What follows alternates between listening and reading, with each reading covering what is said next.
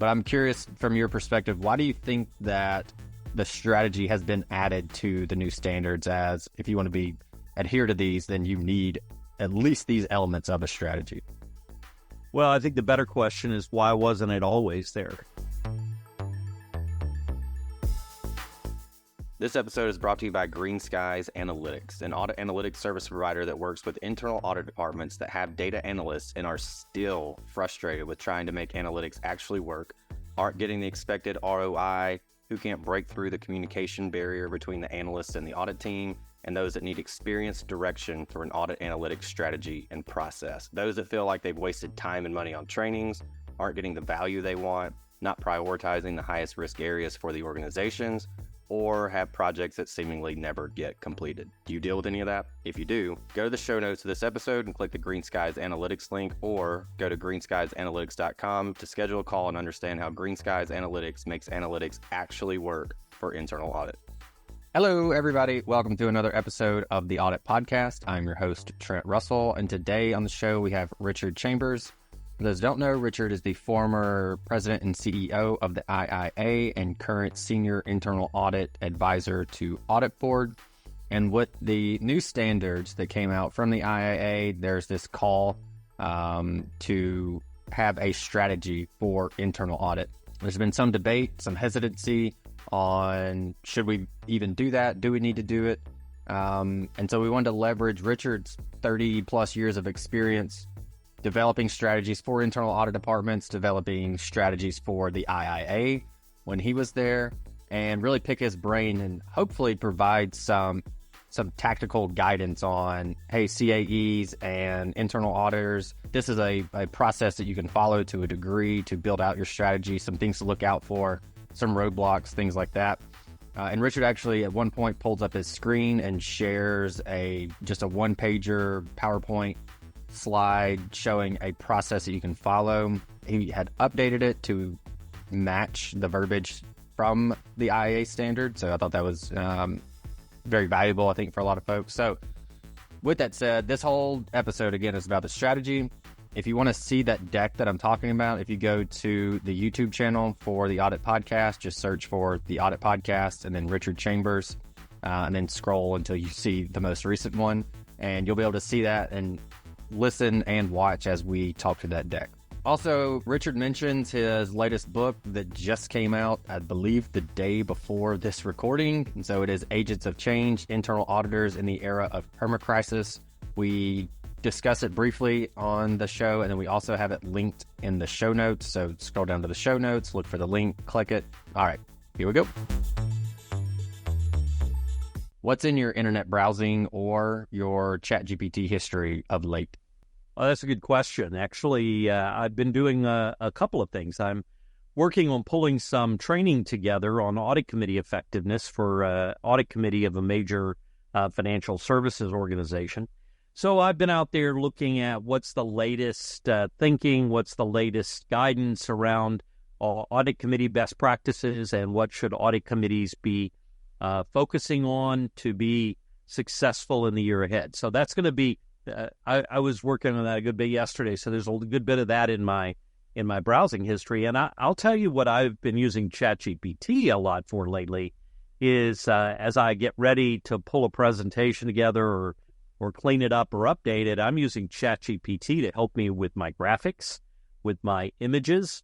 I've been a longtime subscriber to a couple of these imaging or images companies with the photos and all, and I'm very close to canceling those subscriptions because I can never get anything from them that is as closely aligned with my vision of what that slide needs to show as I can ChatGPT.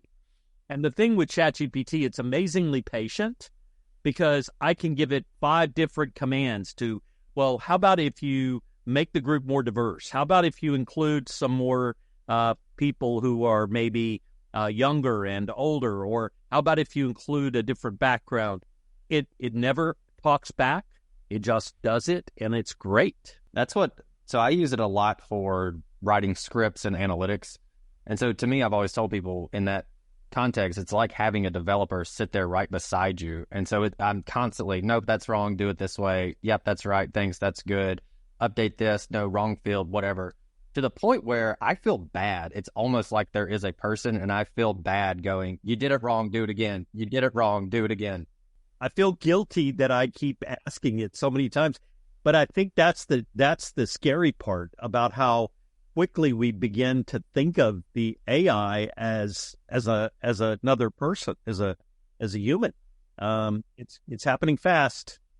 I was in a meeting last week in New York, and an expert in the field was talking, and he said he thinks that the AI revolution is going to be more impactful than the invention of electricity. Got it. Wow. Okay. That was quite a powerful statement. I've heard some claims. That's the probably the biggest one I've heard so far. But yeah, I would say right now I don't necessarily disagree, especially if it's coming from someone that's an expert in that field. Yeah.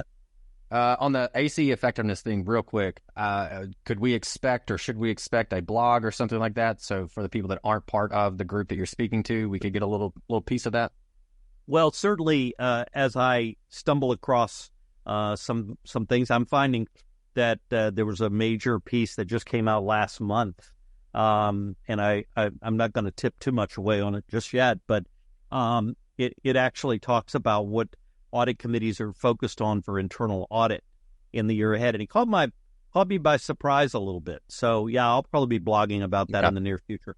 All right, so the big topic for today is strategies, specifically within internal audit. Be weird if it was something else, considering this is the audit podcast, but I've heard more conversation around this of late, and I think it's because of the new standards calling for that to some degree, mission, vision, things like that, strategic objectives. And so it's still not, in my opinion, a full-blown strategy, but aspects of it. But I'm curious from your perspective, why do you think that the strategy has been added to the new standards, as if you want to adhere to these, then you need at least these elements of a strategy?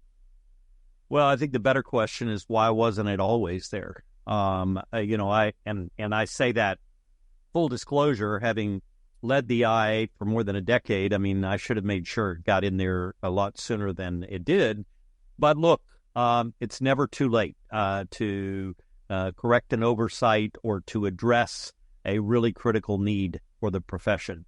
Ours is a profession that has really made its mark in terms of tactical excellence. We're really good at systematic and analytical analysis. In fact, it was actually in our definition until recently. It was almost like we were proud of the fact that we were so tactical. And yet, at the end of the day, tactics are simply a means by which you achieve a strategy.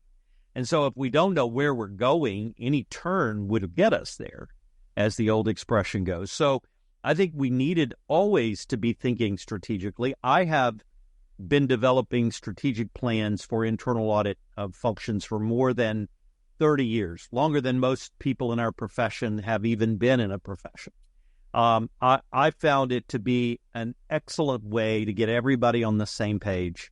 As the CAE, I would come into the organization, I would pull the team together, and we would very collaboratively create a strategic plan, which is really, I think, was analogous. At the time, I called it a roadmap. Now I refer to it more like having a GPS, to really come to agreement on where are we going, what's the destination for this organization, and what does success look like for our internal audit function, and how are we going to do that together? So to me, you need a strategic plan if you want everybody to be on the same page and how you get there. Okay. And I want to be pretty tactical about this conversation to help the folks that have to put one together maybe for the first time, or maybe folks that have kind of been doing it or even have full-blown been putting strategies together, and help kind of fill some gaps for them. But before we jump in that, and I know you can speak to that in your 30 years of experience, we want to leverage that for sure. I was curious, and we talked about this before we hit the record button, but in pretty consistently reading about strategy, studying strategy so that we can, as green skies, apply those to data analytics strategies for internal audit. Something that stuck out to me, a blurb that stuck out to me a year, 2 years ago was, again, I think it was a Harvard professor or someone like that, who said, the point of a strategy is to win. That's why you have a strategy. You win. Football, you put a strategy together to win the game. Organizations, you put a strategy together to win in your market. But within internal audit, what's the analogy there? Like, who are we competing against? What are we trying to win when we develop strategies for internal audit? Well, I think we're competing against the alternative, which is failing, which is not succeeding, which is not achieving our purpose, which is ultimately not protecting or creating value for the organizations we serve. To me, if I think about as an internal auditor, or if I think about as a chief audit executive when I led organizations, or even a CEO later when I led the IA all those years, when I think about what success looks like, it's really about achieving a vision that recognizes or incorporates what our mission is and what our purpose is, but it talks about how well we want it, right? So you used a sports analogy. If I'm a coach, I'm not interested in just having my team go out there and play well. I want to win. Mm-hmm. And that's why I have a strategy. There's no moral victories in sports, I don't think, and there shouldn't be any moral victories in serving our organizations. Just getting close isn't good enough. We need to help our organizations succeed because the alternative is often unthinkable. All right, perfect. So let's take advantage of the time that we have and your 30 years of experience developing strategies and implementing them, which is probably a conversation for a separate, once you build it, then you have to execute, which is where people tend to falter. But so I'm going to ask now if you could share your screen. For those that are listening to the audio, you can go to search for the Audit Podcast on YouTube, look for, search for Richard's name, and you can see the graphic that he has pulled up. I'll just high level, it's the blueprint for developing a strategic plan. So this is all the visuals that we're looking at right now. It's just a one-pager deck. And if you go to the YouTube channel, you can see exactly what we're talking about. It'll be a little easier to kind of follow along. With that said, Richard, if you could just kind of walk us through this at a high level, and then we can kind of conversate around it. Sure. Well, first of all, it will definitely be at a high level because we could spend an entire day, and as I often do in delivering training courses, spend an entire day going through this. But ultimately, the objective with a strategic plan is to forge a vision and then to track your progress toward achieving it, right? So you see the strategic vision sitting in the center. But as you can see, there are things that have to happen before you can get to a vision. You better know who your stakeholders are, and you better understand what they need and what they expect. So for internal audit, that's often going to be the audit committee. It's going to be executive management, maybe senior management, maybe regulators and others. You need to know who those stakeholders are, and you need to come to a really good understanding of what they need. You also need to know what the values of your organization are. What are the values of the internal audit function? And if I know those things, then it helps me really articulate the mission for internal audit. So once I know what our mission is, that's what we do, then I know my values, then I know what's the vision that we want to have for this organization. You also have to know that you also have to take into account the trends and assumptions. So really there are three things that are feeding the vision: our mission, our values, and the assumptions that we can make about the future. And once I know that, the vision is not what I'm going to do, but how well do I want to do it? That's what the vision statement is really all about. How well, or what ultimately defines success for us. It's not just achieving the mission, it's how well we're going to achieve the mission. And there are lots of examples out there about great mission statements, right? I think Disney's vision statement at one time was to something like create a happy world or something like that. You can simply articulate it in those simple words. Once you've got that vision, that leads you then to saying, okay, that's the destination. We're starting here. That's the destination. That gap analysis has to happen so that you know what are you going to need to do in terms of goals and objectives and success factors to achieve that vision. There's a lot of great work out there, Trent, on this. I don't profess to be the consummate expert. This is a model that I've used for my organizations that I've led over the years, and it ultimately comes down to it. And by the way, I've aligned the terminology here, particularly along the bottom of the slide, to match the terminology that's required in the new IIA standards, which talk about the fact that every internal audit function has to have a strategy. Mm-hmm. And so when we talk about the strategic objectives and the critical success factors, that's the kind of thing that we're going to need to be able to demonstrate to be in conformance with the standards going forward. Yeah. I feel like a lot of times organizations I've worked in, and I know other, friends, family that have worked in, especially when you were in the office, you would see the vision like slapped onto for whatever reason, the inside of an elevator seemed a very popular place to put a vision. So you get on the elevator and you go, vision. And I feel like, I know I would look at it and go, I don't really feel that that's what we're doing. And others have felt the same. And it almost seems like, all right, my guess is all the executives went to some awesome retreat somewhere for a week, and they brought in a firm or something and said, let's come up with a vision. And then they did. And they said, let's just slap that over, all over the place, and we're going to go do it. But you don't really feel it, I feel like, at the lower, I guess you could say, levels of the hierarchy. And so I could definitely see auditors looking at this and going, okay, that's our vision. Cool. Check. Throw it, we see it, we get it, throw it away. And then, QAR comes up. We'll go, look, we did our vision thing. Here it is. How important is a vision? I mean, and again, this is one of those like where you have your strategy, you have your vision, but then executing against it is entirely different. No, I think the vision is, as I said earlier, I think that's the X on the map.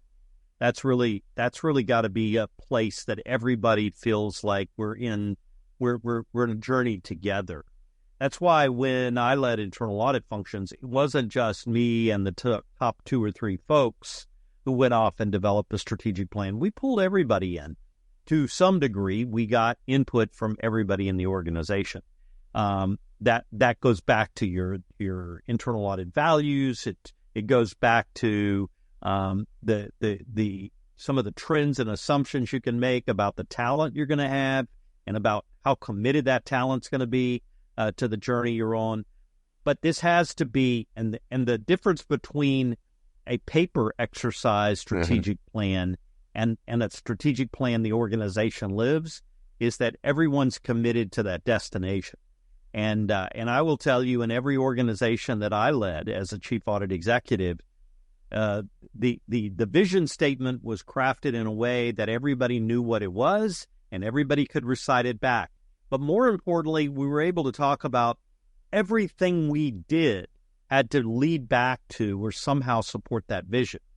We couldn't go off and start some new initiative if it didn't align at all with the vision. And I think that's true of any organization. If you're going to commit to strategic planning, you got to be all in.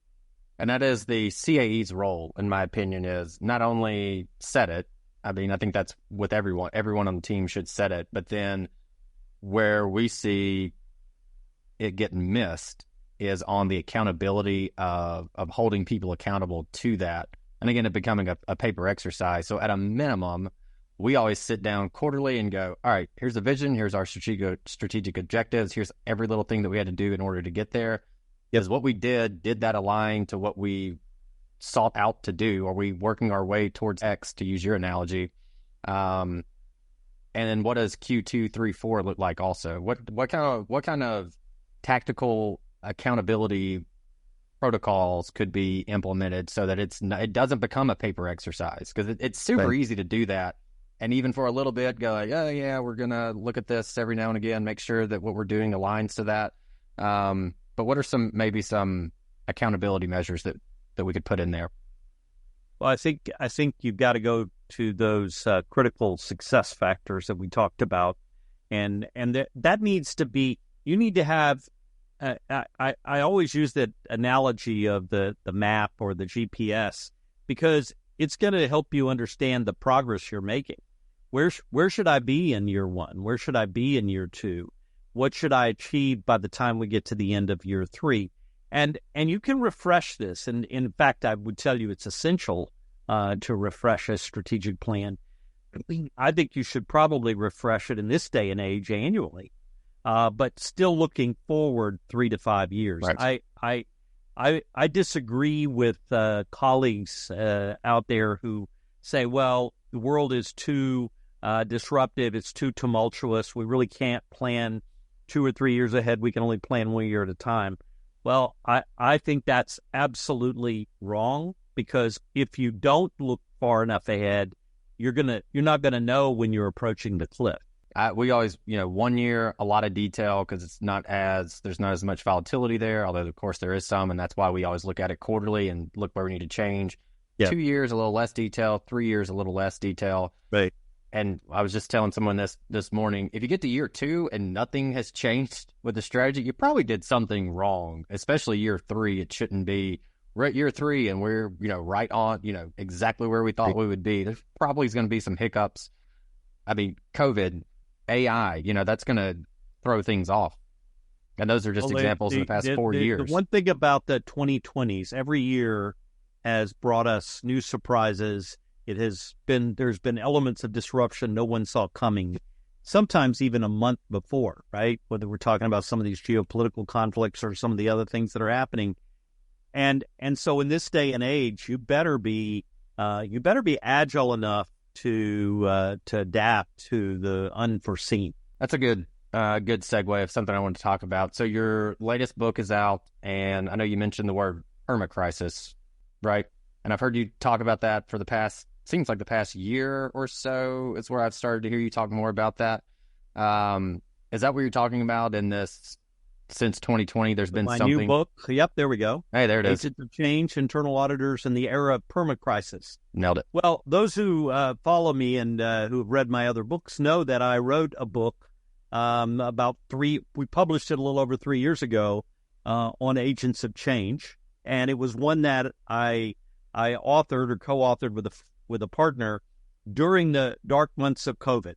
And we could see a lot of change happening, but we had no idea that COVID was simply going to be the opening to a decade of incredible disruption. And so what I felt like needed to happen is that I needed to go back to that book and sort of update it to account for some of the things we've learned. Because if you're going to be a change agent, there's no better place and time to do it than in an era of just continuous change. Yeah. So permacrisis is a combination of two words, permanent and crisis, and the world does seem to be in a permanent state of crisis, as we have every few months some new unforeseen emerging risk suddenly emerges and disrupts everything we thought we knew. And so I think there are some great lessons in that for internal auditors. We talk in the new book about AI and the potential that it offers, the need to be agile in terms of how you operate an internal audit function. And we also talk about the fact that organizational cultures can be great enablers or great impediments to internal auditors as change agents. So there's several new areas that we dive into in the book. But if your listeners didn't get a chance to read the first edition, I certainly hope they pick up this one. Okay. And we'll put a link to that in the show notes. So for those that are listening, open the show notes, click the link. It'll take you to it. You can purchase it there. I did want to ask one more strategic question based on the slide that you showed, and you referenced it a minute ago, critical success factors. Is there a difference between that and KPIs? No, I think it's partly terminology. KPIs, I think, tend to be probably a little more metric-driven, whereas success factors don't necessarily have to be measurable in the same sense that a KPI does. But you certainly need to be able to describe what success looks like, and perhaps it's even a better way for us to be measuring internal audit performance than KPIs or the output-based metrics that we've traditionally embraced. Okay. A lot of audit departments love to tell you how many audits they issued last year, how many findings, how many recommendations. but then ask them, well, what difference did you make in the organization? Describe to me the outcome of your work. Then that's when there's the deer in the headlights look like, oh, well, I don't know how to describe that. I'm hoping that critical success factor is going to be a little more outcome oriented. Depending on when we publish this episode, Dave Malcolm, we recorded it recently. He was at Accenture and thought leader, all that kind of good stuff. And we went into a little bit more detail on that specifically. So if anybody's interested in that, it's either going to be coming out next week or the week after this episode, or it's already come out. But so check that one out. All right, so most internal auditors, probably even CAEs, aren't strategists. This is a new thing for them. What general advice do you have for those that are putting one together? Well, again, my first and foremost piece of advice is to make it collaborative. There's a temptation for one or two people to sit in a corner office and prepare a strategic plan and send it out to everybody. Those are the strategic plans that I feel are almost inevitably doomed to fail or not to be as successful. So I think that my first piece of advice here is to collaborate and pull together all of the team that you have as part of as a CAE. The other thing, I know there are some in our profession who are still very skeptical about this. They feel like that this is just kind of window dressing. It's a waste of time. It's not what we excel at. These are folks that I often feel have been successful, have achieved a degree of success in leading an internal audit function, and what I worry about is that there's a sort of an element of complacency in their desire to not go forward and think and plan strategically, and as I wrote recently, complacency is not a strategy. There are a lot of things that you can do wrong in strategic planning, but there's nothing that is almost more certain to lead you to the wrong place than to say, well, we're successful, we're not going to do anything different. This has worked and it will continue to work, because guess what? It will not. Inevitably, you're going to have different stakeholders, different environment, different climate, different risks, and you're not going to be ready for it. So I think this is what you got to do. I don't think we need to go full detail on the Blockbuster versus Netflix and which one was, there's complacency there and how that could turn out. So I think that's good. So overall, be sure to collaborate. Be sure not to be complacent. I think those are really good takeaways, but for me, and for the audience. But I want to give you the floor now. What do you want to leave the audience with? Well, we have a great opportunity, I think, as a profession. We're coming up on Internal Audit Awareness Month. There'll be a lot of talk about internal audit and what it can do and what it's capable of doing. But I think we should be willing to challenge ourselves, right? We should be out there telling the world what we can do, but we should be also reminding ourselves what we should do. Because sometimes they may be different, right? And so I think great opportunity, great time to be thinking this way and having this discussion, and I just appreciate you having me on. Hey everyone, thank you very much for listening to this episode of the Audit Podcast. Whatever platform you're listening on right now, I'm sure there's a subscribe button somewhere, so please hit the subscribe button there. If you're listening through iTunes or Spotify, feel free to go give us that 5-star rating. It only took me about 16 seconds to give myself a 5-star review, and it really helps to get future guests to come on the show, so we'd really appreciate that. Lastly, be sure to check out the show notes and follow us on all our social media channels on Instagram, on LinkedIn, and on TikTok. Also, if interested, please sign up for our weekly newsletter from the Audit Podcast. Thank you all. Have a great one.